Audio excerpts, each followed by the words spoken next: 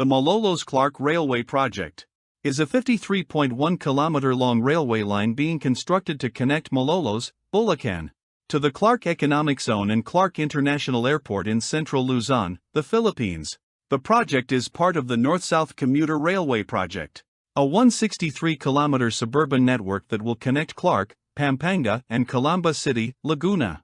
The initiative is a cornerstone within the large-scale infrastructure development program known as the Build, Better, More program promoted by the Philippine government. North-South Commuter Railway is expected to reduce the travel time between Manila and Clark International Airport to 1 hour upon its completion in 2025, and reduce greenhouse gas emissions by more than 60,000 t per year. Is being constructed as 2 rail segments. The 51.2-kilometer Malolos Clark section, connecting Malolos City to the Clark Regional Growth Center and Clark International Airport, and the 1.9-kilometer Blumentritt extension, connecting Solis and the Blumentritt stations in Manila District First. The project includes the construction of an underground access section to the Clark International Airport, which will offer short connections, and a station at the airport terminal. It will also include bridges and viaducts for the elevated section of the railway line.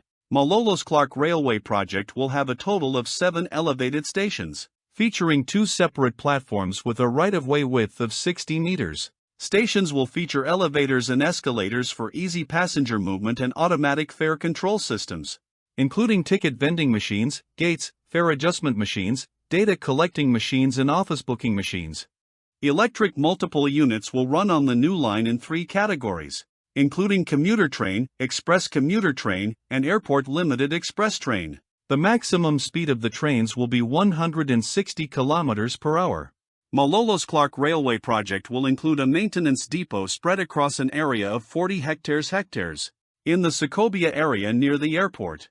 The facility will also serve as a central command office for operations on the main line.